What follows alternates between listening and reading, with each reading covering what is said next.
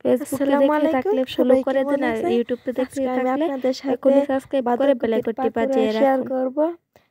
প্রথমে বাঁধাকপি নিয়ে নিলাম, বাঁধাকপি কুচি করে নিয়ে নিলাম অফ ক্যামেরার মধ্যে।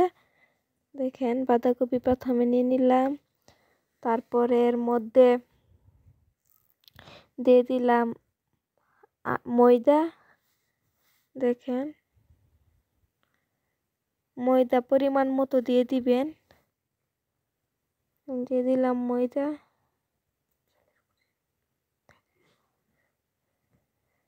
তারপরে দুইটাকে মিক্স করে নিব, মিশিয়ে নিচ্ছি। দুটাকে একসাথে মিশিয়ে নিব।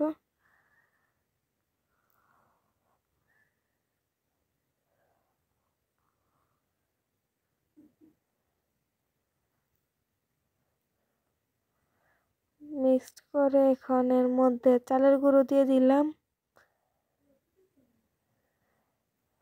আর হালকা পানি দিয়েছিলাম মিশানোর জন্য।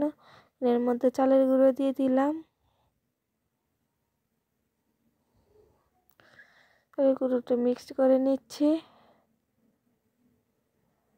তারপর এর মধ্যে দিয়ে দিলাম কাঁচা মরিচ,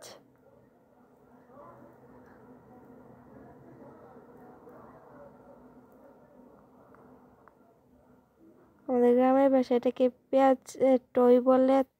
পেঁয়াজের টই দিয়ে দিলাম, পেঁয়াজের টই। তারপরে দিয়ে দিলাম ধনিয়া পাতা, তো ধনিয়া পাতা দিয়ে দিলাম।